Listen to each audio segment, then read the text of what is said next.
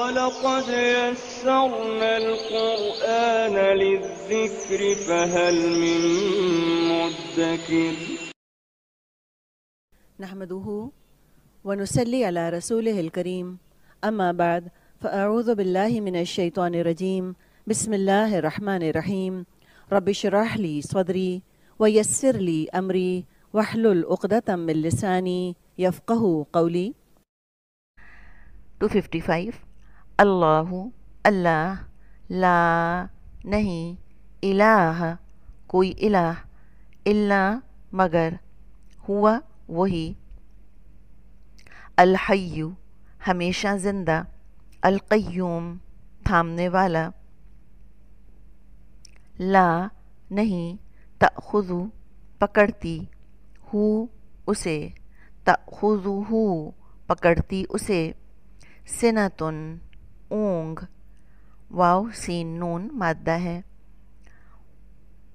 و اور لا نہ نومن نیند اب بتائیے سنتن مذکر ہے یا مؤنث اسم جی مؤنث ہے تا کی وجہ سے اور نوم مذکر اسم ہے لہو لیے اس کے ما جو فی میں السماواتی آسمانوں فی السماواتی آسمانوں میں و اور ما جو فی الارضی زمین میں ہے من ذا کون ہے الذی جو من ذا الذی یشفع وہ سفارش کرے جو شفاعہ لفظ پڑھا تھا پیچھے جو اس کا مادہ تھا وہی اس کا بھی مادہ ہے یشفع شین فا عین مادہ ہے اور یا علامت ہے وہ کی یہ فعل ہے اور یا تا یہ سب جو ہے یہ فعل کی علامت ہے اور کون سا فعل فعل ماضی نہیں فعل مضارع میں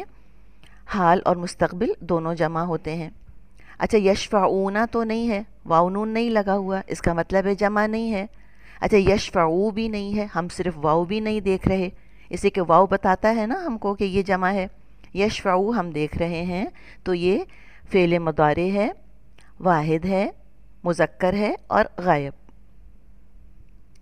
یا کا ترجمہ دیکھیں وہ آ رہا ہے نا تو یہ غائب کی علامت ہے یشفعو عند پاس ہو اس کے عندہ الا مگر بھی ساتھ اذنی اجازت کے ہی اس کی باذنہ ہی ساتھ اجازت کے اس کی یعلم وہ جانتا ہے ما جو بینا درمیان ہے ایدی ہاتھوں کے ہم ان کے ایدیہم ہاتھوں کے ان کے وہ اور ما جو خلفہ پیچھے ہے ہم ان کے خلفہم وہ اور لا نہیں یحیطون وہ احاطہ کرتے محیط پڑھا تھا ہم نے اللہ کے بارے میں کہ اللہ محیط ہے جو اس کا مادہ تھا وہی یحیطون کا بھی مادہ ہے ہا واو تو یحیطون کو دیکھیں یحیطو خالی اگر ہوتا تو ترجمہ ہوتا وہ احاطہ کرتا اور یحیطون یہ واو نون ہم دیکھ رہے ہیں تو اب یہ جمع کے لیے آ رہا ہے تو یہ فعل مضارع ہے مذکر ہے جمع ہے غائب ہے یا کا ترجمہ آپ دیکھ رہی ہیں نا وہ تھرڈ پرسن جس کو ہم کہتے ہیں تھرڈ پرسن کون جس کو مخاطب نہیں کیا جا رہا یحیطون بشیء کسی چیز کا من سے علمی علم ہی اس کے من علم ہی علم میں سے اس کے الا مگر بیما جو شاء وہ چاہے وسیع سمائے ہوئے ہے کرسی ہو اس کی کرسی کرسی اس کی کاف را سین مادہ ہے السماواتی آسمانوں یہ آتی کی آواز دیکھیے پہچانا آپ نے اس کو جی ہاں اسم ہے الف لام کی وجہ سے پتہ چلا ہم کو کہ یہ معرفہ ہے اور آتی کی آواز نے بتایا کہ جمع اور مونس دونوں چیزیں پتہ چل گئیں آتی جمع ہے مونس ہے و اور الارض زمین کو، ارض اس کو بھی سمجھ لیجئے کہ یہ مونس سے سمائی ہے، یعنی کہ عرب اس کو مونس ہی بولتے ہیں ارض کو، حالانکہ گولتا تو نہیں لگی ہوئی اس کے اوپر، لیکن یہ اسی طرح سے بولا جاتا ہے، مونس ہی سمجھا جاتا ہے ارض کو۔ و اور لا نہیں، یعود بوجھل کرتی، یعود مادہ حمزہ واو دال ہے، ہو اس کو، یعودہ بوجھل کرتی اس کو، حفظ حفاظت، ہما دونوں کی، حفظہما ہما ضمیر ہے، تثنیہ کی ضمیر، ڈیول ہے یہاں پر یہ ہما، واحد اس کا مذکر ہوتا ہے ہو یا ہی، واحد مونس ہوتا ہے ہا، اور تثنیہ کیا ہوتا ہے ہما، اور جمع کیا ہوتا ہے ہم مذکر کے لیے اور ہن مونس کے لیے۔ وہ اور ہوا وہ، العلی بہت بلند، العظیم عظیم ہے، وہو العلی العظیم۔ نحمده ونصلي على رسوله الكريم أما بعد فأعوذ بالله من الشيطان الرجيم بسم الله الرحمن الرحيم رب اشرح لي صدري ويسر لي أمري واحلل عقدة من لساني يفقه قولي ربي يسر ولا تعسر وتمم بالخير يا فتاح يا عليم وبك نستعين سبحانك لا علم لنا إلا ما علمتنا إنك أنت العليم الحكيم یا مقلب القلوب ثبت قلبی علی دینک آمین یا رب العالمین۔ السلام علیکم ورحمۃ اللہ وبرکاتہ۔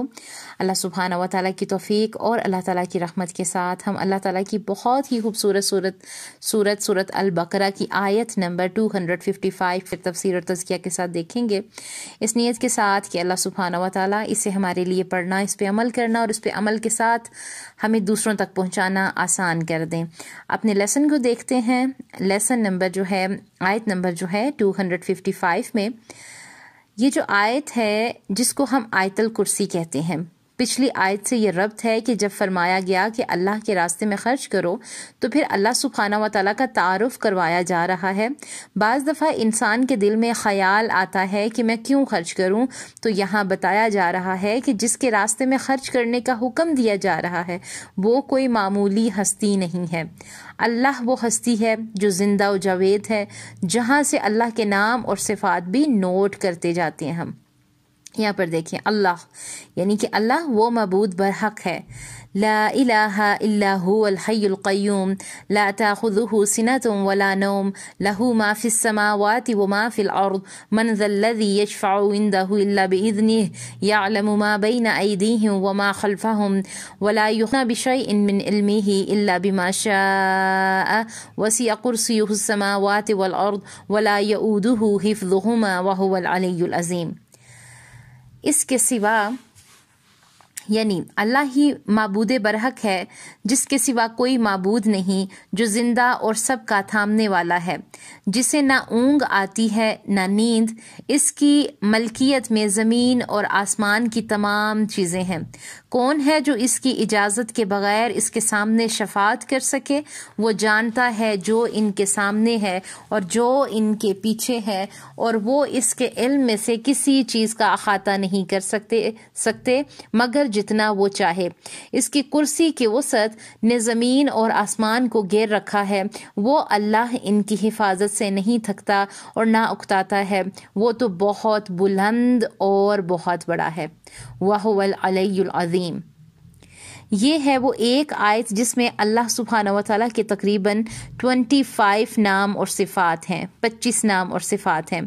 کچھ تو واضح ہیں اور کچھ گہرائی میں جانے سے سمجھ میں آتے ہیں۔ اس ایک آیت میں اردو کے تقریباً 10 جملے ہیں، 30 پارے کی 2 یا 3 صورتوں کے برابر ہے۔ کچھ لوگ کہتے ہیں کہ یہ قرآن کی طویل ترین آیت ہے، لیکن طویل ترین آیت دین اس صورت میں آگے جا کر آئے گی۔ ہاں، یہ عظیم ترین آیت ضرور ہے۔ حدیث کا خلاصہ ہے کہ ہر فرض نماز کے بعد آیت الکرسی پڑھ لیں تو انسان اور جنت کے درمیان صرف موت حائل ہوتی ہے۔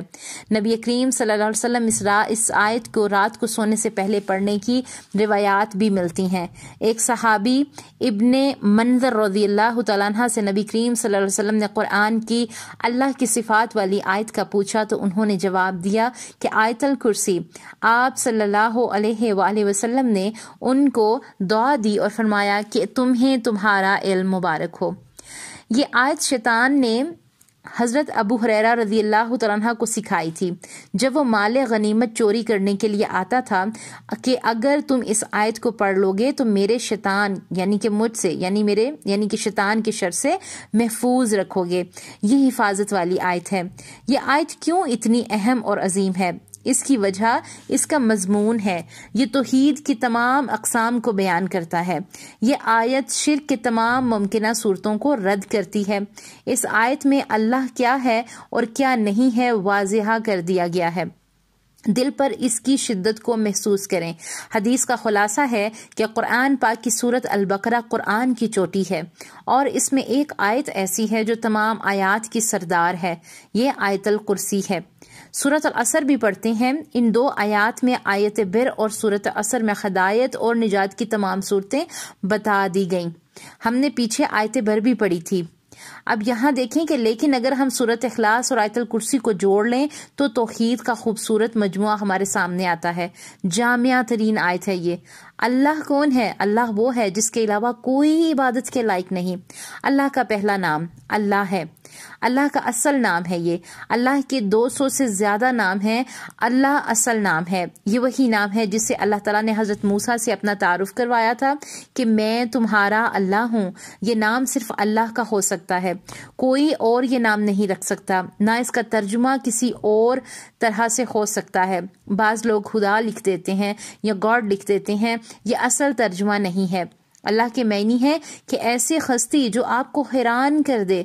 اللہ کی نشانیاں دیکھ لیں، یہ پوری کائنات دیکھ لیں، اللہ سبحانہ و تعالی ہمیں حیران کر دیتے ہیں۔ نیلا آسمان جو بغیر ستونوں سے کھڑا ہے، یہ چاند اور سورج جو روشنی کے منبع ہیں اور سورج طلوع و غروب ہوتے ہیں، ستاروں برا آسمان ہے، بلند و بالا پہاڑ دیکھ لیں، موسم کا بدلنا دیکھ لیں، ہواؤں کا چلنا دیکھ لیں، سرسبز میدان دیکھ لیں، کئی اقسام کے مزیدار پھل دیکھ لیں، ہر چیز پکار پکار کر اللہ کی وحدانیت کا اظہار کرتی ہے، اللہ کی ذات پر غور و فکر کرنے کی دعوت دیتی ہے۔ اللہ کون ہے؟ اس بات پر غور و فکر نہیں کرنا حدیث کا خلاصہ ہے کہ شیطان انسان کو بہکاتا ہے اور انسان سوچنے لگتا ہے کہ اللہ کون ہے۔ تو ہم نے یہ نہیں سوچنا، ہم نے اللہ کی کاریگری، اللہ کی قدرت پر غور و فکر کرنا ہے۔ قرآن میں ہمیں بار بار غور و فکر کی دعوت دی گئی۔ سورۃ البقرہ کی آیت نمبر 164، اس کو آیت عالیات کہتے ہیں، جس میں ہم نے 9 چیزوں کا تذکرہ پیچھے پڑھا تھا۔ سورۃ النور آیت نمبر 44 اور 45 اپنی مخلوقات کا تذکرہ اللہ سبحانہ و تعالیٰ نے کیا۔ اگر میں اور آپ کسی تعصب کے بغیر کائنات کی چیزوں کو دیکھیں تو ہمیں اللہ کی وحدانیت نظر آتی ہے۔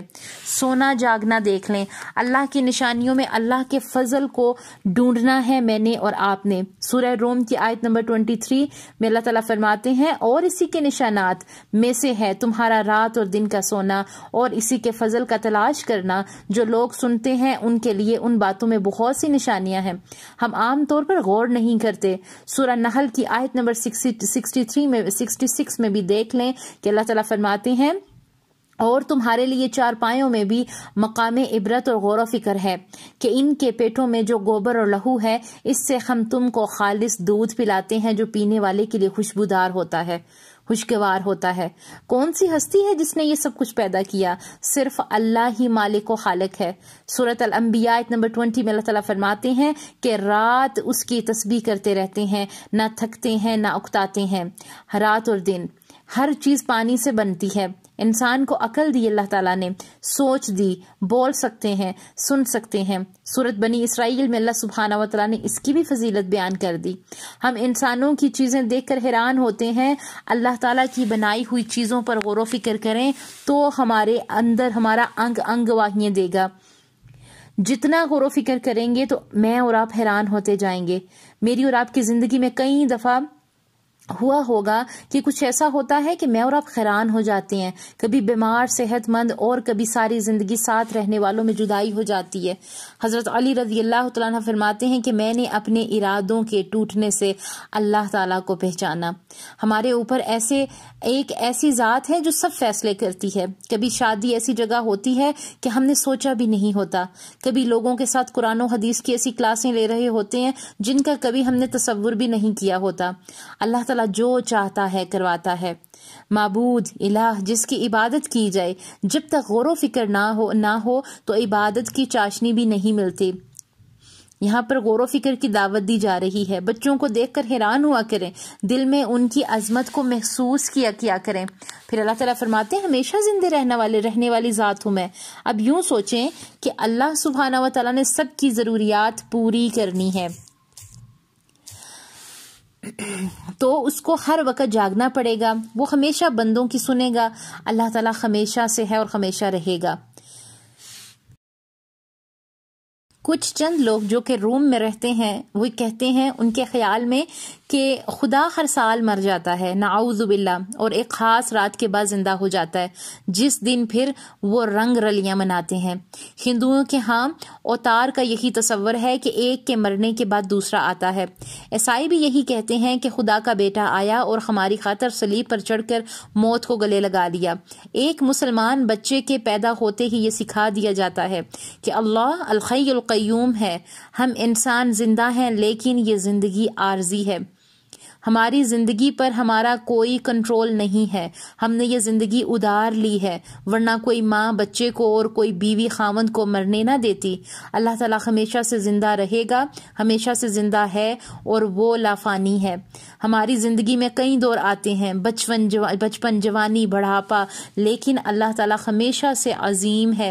آج سائنسدان بھی یہ ماننے پر مجبور ہو گئے کہ کوئی ہستی یا طاقت ایسی ہے یا تھی جس نے یہ کائنات وجود میں لائی، اور صرف اللہ کا وہ انکار کرتے ہیں. آگے دیکھیں القیوم، کائنات کا نظام دیکھ لیں، ہمیشہ سے ایسے ہی چل رہا ہے. کون ہے جو اس کو قائم رکھے ہوئے ہے؟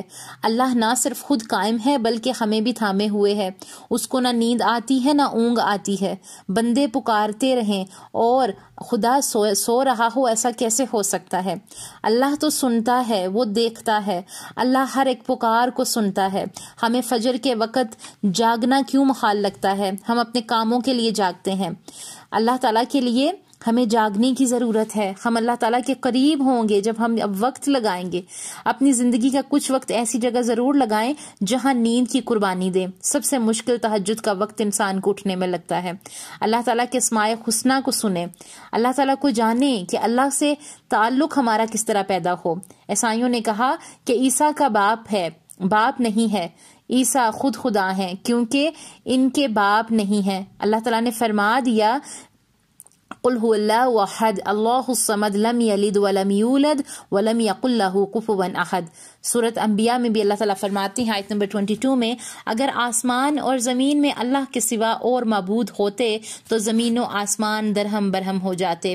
جو باتیں یہ لوگ بتاتے ہیں اللہ مالک عرش ان سے پاک ہے. حضرت موسیٰ علیہ السلام نے پوچھا کہ اب آپ سوتے نہیں ہیں؟ اللہ تعالیٰ نے فرمایا کہ میں نہیں سوتا. اللہ تعالیٰ نے 2 شیشے کی بوتلیں حضرت موسیٰ علیہ السلام کے ہاتھ میں دے دیں. وہ لے کر کھڑے رہے، پھر نیند کا جھونکا آیا اور وہ بوتلیں آپس میں ٹکرا کے ٹوٹ گئیں. اللہ تعالیٰ نے فرمایا اگر میں سو گیا تو یہ زمین اور آسمان اس طرح آپس میں ٹکرا کر فنا ہو جائیں گے. کچھ مذاہب نے اپنے خداؤں اور دیوتاؤں کے بارے میں ایسی شرمناک کہانیاں بنائی ہیں کہ انہوں نے خدا یا دیوتا سے نشے یا نیند کیسی حرکتیں کرتے ہوئے دکھایا. عیسائیوں اور یہودیوں کا مشترکہ عقیدہ ہے کہ یہ کائنات اللہ نے 6 دن میں بنائی، 7ویں دن اللہ تعالیٰ نے آرام کیا. مسلمانوں کا یہ عقیدہ ہے کہ نہ تو اللہ تعالیٰ کو اونگ آتی ہے نہ نیند آتی ہے. لا ملکیت کیا ہے، یعنی کہ سب کچھ اسی کا ہے، وہ کائنات کی ہر چیز کا مالک ہے، بلا شرکت غیر ہر چیز کا مالک ہے۔ میں بھی اللہ ہی کی ہوں، آپ بھی اللہ ہی کے ہیں، ہمارے ماں باپ، ہمارے نانا، ہمارے دادا سب اللہ ہی کے ہیں، جینا مرنا سب اللہ کے لیے ہے۔ جب تک ہم اپنا نام نہیں لکھتے اصل بندگی نہیں آتی۔ جب کوئی فوت ہوتا ہے تو ہم کہتے ہیں انا للہ و انا الیہ راجعون، یعنی ہم اللہ کی اور ہمیں اسی کی طرف لوٹ کر جانا ہے۔ ہماری ہر عبادت اور ہر چیز کا مالک صرف اور صرف اللہ سبحانہ و تعالیٰ ہے۔ ہمارا فون ہمارے پاس ہے، ہم جو مرضی کرتے ہیں، ہم ہر وقت اللہ کے لیے حاضر رہیں۔ آج کے دور میں موبائل کے لیے لوگ حاضر ہیں لیکن اللہ تعالیٰ کے لیے نہیں ہے۔ صحابہ اکرام کی خواہش ہوتی تھی کہ اللہ سبحانہ و تعالیٰ ہمیں نیکی کا موقع دیں تو ہم اللہ کی خاطر سب کچھ کر گزریں۔ کون ہے؟ اللہ تعالیٰ فرماتے ہیں کہ اللہ تعالیٰ کے بن جائیں، سب سے بے نیاز ہو جائیں گے۔ مشرکین مکہ کا یہ عقیدہ تھا کہ ہمارے بزرگ یا بت ہماری سفارش کریں گے، کیونکہ اللہ تعالیٰ فرما رہے ہیں کون ہے جو اس کی اجازت کے بغیر کسی کی سفارش کرے۔ تو مشرکین مکہ کا یہ عقیدہ تھا کہ ہمارے بزرگ اور بت ہماری سفارش کریں گے۔ حدیث کا خلاصہ ہے کہ نبی صلی اللہ علیہ وسلم نے فرمایا کہ روز قیامت میں عرش کے پاس آ کر سجدے میں گر جاؤں گا اور اللہ مجھے اس حالت میں چھوڑ دے گا جتنی دیر چاہے گا۔ نبی پاک صلی اللہ علیہ وسلم اللہ کی ایسی صفات بیان کریں گے جو وہاں ہی انہیں سکھائی جائیں گی۔ پھر اللہ تعالیٰ فرمائیں گے اے محمد صلی اللہ علیہ وآلہ وسلم سجدے سے اپنا سر اٹھائیں کہ آپ سفارش کریں، قبول کی جائے گی۔ اور یہ سفارش صرف مسلمان اور شرک نہ کرنے والوں کے بارے میں قبول کی جائے گی۔ ابو ہریرہ رضی اللہ تعالیٰ عنہ نے اللہ تعالیٰ کے نبی صلی اللہ علیہ وسلم سے پوچھا کہ کون خوش قسمت ہوگا جس کی سفارش آپ صلی اللہ علیہ وسلم کریں گے؟ آپ صلی اللہ علیہ وسلم نے فرمایا جس نے پورے خلوص دل سے لا الہ الا اللہ کہا ہوگا۔ لا الہ الا اللہ کے تقاضے بھی پورے کرنے ہیں ہم نے۔ یہ شفاعت توحید والوں کو انعام ملے گا۔ سفارش جس کی چاہے اللہ قبول کرے گا۔ انبیاء اکرام، ولیوں، حافظوں، شہداء کو اللہ تعالیٰ ایک عزت دیں گے۔ جنہوں نے دین کی خدمت کی اللہ ان کو عزت دیں گے۔ جن کی اللہ نے بخشش کرنی ہوگی ان کی سفارش کا حق دیں گے۔ یہ نہیں ہوگا کہ ظالم، چور، قاتل بھی بخشے جائیں جو ساری دنیا تو دوسروں کے حق مارتے رہے اور اس کے بارے میں پھر جو ہیں یہ بھی عقیدہ رکھیں کہ کوئی ہماری سفارش کرے۔ کوئی سفارش نہیں کر سکے گا۔ ہمیں کچھ معلوم نہیں ہے، نہ اپنے گھروں کی کچھ خبر ہے، نہ ماضی کی سب خبر ہے، اور مستقبل کا تو ہمیں بالکل بھی پتہ نہیں۔ ہم ایک دوسرے کی دل کی بات نہیں جانتے۔ آج دنیا میں جتنا بھی علم ہے وہ اللہ کے دیے ہوئے علم کا ایک تھوڑا سا قطرہ ہے۔ ہمارے سننے کی ایک حد ہے۔ اللہ ہر چیز بے نیاز ہے، چیونٹی کی فریاد بھی سنتا ہے۔ سورۃ الانعام میں ہے کہ اللہ تعالیٰ ایک گرتے ہوئے پتے کی خبر بھی رکھتے ہیں۔ حضرت موسیٰ علیہ السلام اور حضرت خضر کشتی میں سفر کر رہے تھے۔ ایک چڑیا آئی، کچھ پانی کے قطرے اپنی چونچ میں بھر لیے۔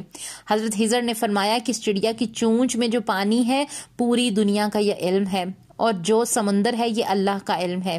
یعنی ایک طرف پوری دنیا کے انسانوں کا علم چند قطرے اور اللہ کا علم ایک طرف پورا سمندر۔ ایسا علم جس کا کوئی کنارہ ہی نہیں۔ جس نے اپنے علم پر فخر کیا وہ تباہ و برباد ہو گیا۔ جتنی عاجزی لائیں گے اللہ اتنی عزت دے گا ہمیں انشاءاللہ۔